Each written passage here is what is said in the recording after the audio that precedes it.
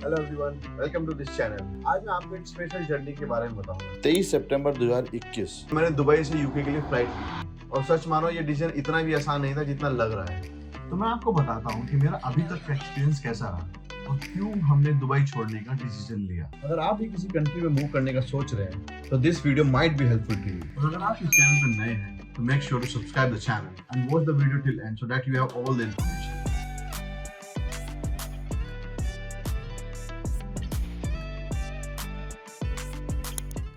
तो कहानी शुरू होती है 2012 में, जब मैं पहली बार टूरिस्ट वीजा पे दुबई आया और एक जॉब ऑफर लेकर वापस इंडिया गया फाइनल पैकिंग करने के लिए। एंड 2013 जनवरी में मैं पहली जॉब स्टार्ट की। 2014 में मेरी शादी हुई। 15 आते आते वाइफ भी दुबई आ गई। स्टार्टिंग में हम शेयरिंग अकोमोडेशन में रह रहे थे। कुछ सेविंग करने के बाद हम एक 1 BHK फ्लैट पे मूव हो गए। हम दोनों की ठीक ठाक अर्निंग थी, एक बहुत अच्छा सर्कल था।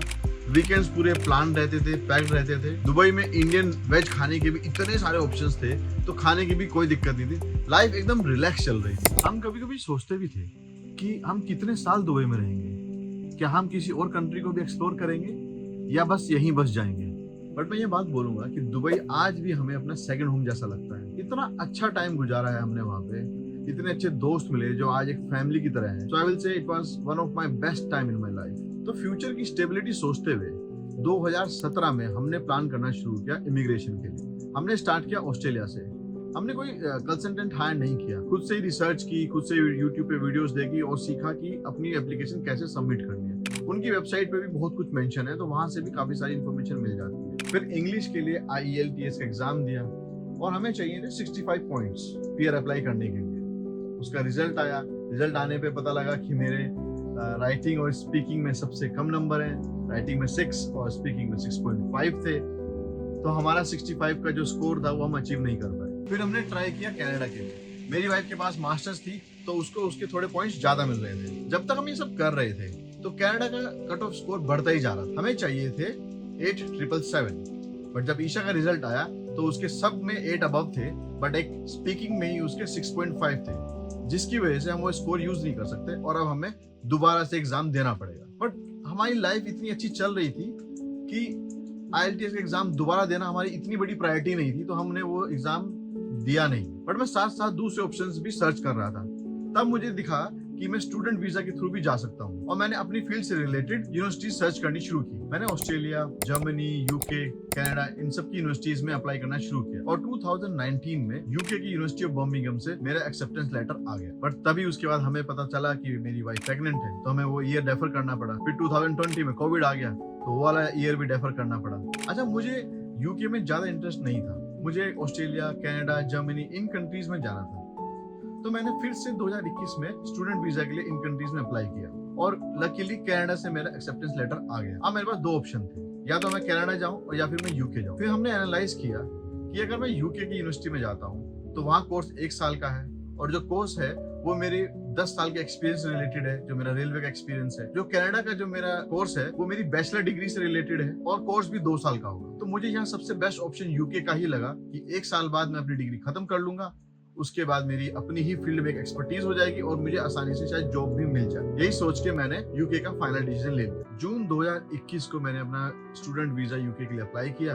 अगस्त 2021 को मेरा वीजा अप्रूव होकर आ गया।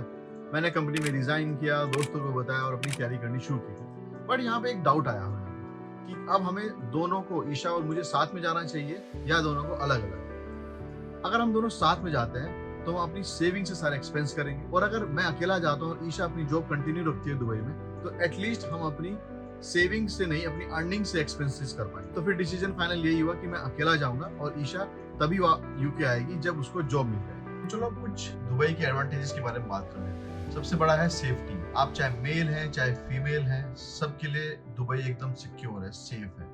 आप किसी भी टाइम जा सकते हैं, किसी भी टाइम आ सकते हैं। सेकंड एडवांटेज है मेडिकल। दुबई में हर एम्प्लॉय के पास एक प्राइवेट इंश्योरेंस, इतने सारे प्राइवेट हॉस्पिटल्स हैं कि आपको इजीली अपॉइंटमेंट भी और वॉक इन भी आप जा सकते हैं और आपका ट्रीटमेंट भी हो जाएगा। तीसरा एडवांटेज है टैक्स फ्री सैलरी। आपकी सैलरी जितनी है वो सारी आपकी पॉकेट में आएगी, कोई टैक्स नहीं करता। फोर्थ है डिलीवरी सर्विसेज। आपको ग्रोसरी मंगानी हो या आपको अपना खाना मंगाना हो, सब कुछ इजीली डिलीवर हो जाता है और एनी टाइम। ये एक बहुत बड़ा एडवांटेज है। फिफ्थ एडवांटेज है डोमेस्टिक हेल्पर्स का।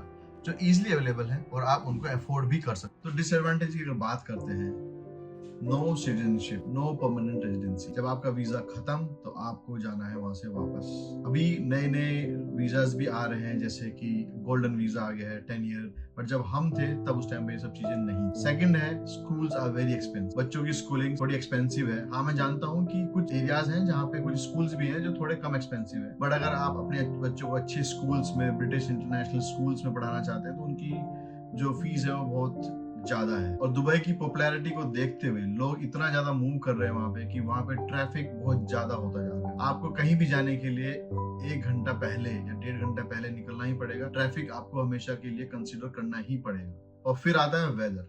दुबई का वेदर थोड़ा हार्श है। 8 से 9 महीने आपको सिर्फ और सिर्फ इंडोर एक्टिविटी ही प्लान करनी पड़ेगी, क्योंकि बाहर बहुत ज्यादा ह्यूमिड होगा, बहुत ज्यादा हीट होगी। वो बात अलग है कि उन्होंने हर जगह पे एयर कंडीशन इंस्टॉल किए हुए हैं। तो चलिए अब यूके की स्टोरी पे वापस आते हैं। दुबई में रहते हुए मैंने अपनी अकोमोडेशन सर्च शुरू की, क्योंकि यूनिवर्सिटी बर्मिंघम में थी तो इसलिए बर्मिंघम में ही घर ढूंढना शुरू किया गया। अच्छी बात ये हुई कि मुझे 2 कोर्समेट मिल गए जो भी साथ में घर ढूंढ रहे थे, तो हमने मिल के अपना घर ढूंढना शुरू किया गया। हमें मिला एक 4 बेडरूम हाउस, जो कि मेरे लिए अच्छा था। हम 3 लोग ऑलरेडी हैं और जब ईशा आ जाएगी तो एटलीस्ट वो भी उसी घर में रह सकती है। हमारा उस घर का रेंट था 1100 पाउंड। इलेक्ट्रिसिटी और इंटरनेट वो सब अलग था। तो अब अकोमोडेशन फाइनल हो चुका था। तो 23 सितंबर 2021 को मैं दुबई से फ्लाइट ली बर्मिंघम के लिए और यहाँ लैंड हुआ और अपनी स्टूडेंट लाइफ शुरू। कुछ ही दिनों बाद जब ईशा की जॉब भी लग गई तो तब बड़ा सुकून सा मिला। लगा कि अब चीजें थोड़ा सेटल हो जाएंगी, अर्निंग भी हो जाएगी और साथ साथ हमारे एक्सपेंसेस भी चल जाएंगे। तो चलिए अब फाइनली बात कर लेते हैं कि यूके के क्या फायदे थे दुबई के कंपैरेटिव। सबसे बड़ा फायदा था कि यहाँ पे प्रोविजन है सेटलमेंट का, सिटीजनशिप का। तो आने वाले टाइम में, आने वाले 5 साल बाद, 6 साल बाद मुझे परमानेंट रेजिडेंसी भी मिल सकती है और मैं यहाँ का सिटीजन भी बन सकता हूँ, जो कि मेरी स्टेबिलिटी के लिए बहुत जरूरी था। सेकंड पॉइंट है कि यहाँ पे जो एजुकेशन है वो फ्री है। थर्ड है यहाँ पे वर्क लाइफ बैलेंस। आप यकीन मानिए कि 5 बजे के बाद आपको यहाँ कोई परेशान नहीं करता है, ना ही कोई ओवर टाइम होता है वीकेंड पे। रेयर सिचुएशंस अलग होती है, बट हाँ, ये मैं बात कर रहा हूँ ऑफिस जॉब से रिलेटेड। हो सकता है कुछ और जॉब्स में वहाँ ओवर टाइम भी हो और वहाँ पे थोड़ा सा वर्किंग जो टाइमिंग है वो भी अलग हो, बट मैं बेसिकली अपने ये ऑफिस बेस्ड जॉब्स की बात कर रहा हूँ। आप यहाँ पे और जॉब्स भी कर सकते हैं और उन और जॉब्स के करते करते भी आप सेम अर्निंग कर सकते हैं जो एक रेगुलर एम्प्लॉय कर रहा है। तो ये एक बड़ी अच्छी बात है कि यहाँ पे एक मिनिमम वेजेस है, जिसकी वजह से सब इक्वली अर्न कर सकते हैं रिगार्डलेस कि वो क्या जॉब कर रहे हैं। और एक और अच्छी बात यह है कि आपका दुबई का ड्राइविंग लाइसेंस डायरेक्टली कन्वर्ट हो जाता है यूके के ड्राइविंग लाइसेंस, जिसकी वजह से ना ही आपको कोई थ्योरी टेस्ट देना है, ना ही आपको कोई प्रैक्टिकल एग्जाम देना है। You are free to drive. किसी भी कंट्री में सभी एडवांटेज तो नहीं होते। तो नाउ लेट्स टॉक अबाउट कि यूके के क्या डिसएडवांटेज है। सबसे पहला है सेफ्टी। जितना दुबई सिक्योर है, सेफ है, उतना यूके बिल्कुल भी नहीं है। आपकी गाड़ी भी चोरी हो सकती है, फोन भी चोरी हो सकता है, आपके घर में भी चोरी हो सकती है, आपके साथ मारपीट भी हो सकती है अगर आपने वो चीज उनको नहीं दी। तो उस हिसाब से यूके बिल्कुल भी सेफ नहीं। सेकंड, वेदर बिल्कुल भी प्रेडिक्टेबल नहीं। कभी भी बारिश, कभी भी धूप निकल जाएगी, कभी भी ठंड हो जाएगी, टेम्परेचर एकदम से ड्रॉप चला जाएगा। तो ये एक बड़ा सेटबैक है। तीसरा, अगर आपको दुबई में रहते हुए नाइट लाइफ की बहुत ही आदत हो चुकी है, आप कभी भी बाहर जा सकते हैं, खाना खा सकते हैं, जो कि आप यहाँ नहीं कर सकते। मोस्टली 7 बजे से सब चीजें बंद होनी शुरू हो जाती है और मैक्स टू मैक्स 8 बजे सब बंद हो जाएगा। संडेज को 4 या मैक्स टू मैक्स 5। आप यहाँ पर नाइट लाइफ एक्सपेक्ट नहीं कर पाएंगे। फोर्थ है जो बहुत ही मेजर है कि यहाँ पे जो टैक्सीज है वो 20% से लेके 40% और 45% तक जाता है। जितना ज्यादा आप अर्न करेंगे उतने ज्यादा आप टैक्सीज पे करेंगे। और लास्ट आता है कॉस्ट ऑफ लिविंग। जब मैं इसको दुबई से कंपेयर करता हूँ तो ये थोड़ा हायर स्केल पे है। यहाँ पे रेंट भी ज्यादा है, यहाँ पे गाड़ी का इंश्योरेंस भी ज्यादा है, यहाँ पे आपकी ग्रोसरी भी महंगी पड़ती है। कुल मिला के कॉस्ट ऑफ लिविंग महंगा है। अगर आप यहाँ तक वीडियो देख पाए तो thank you very much for watching my video.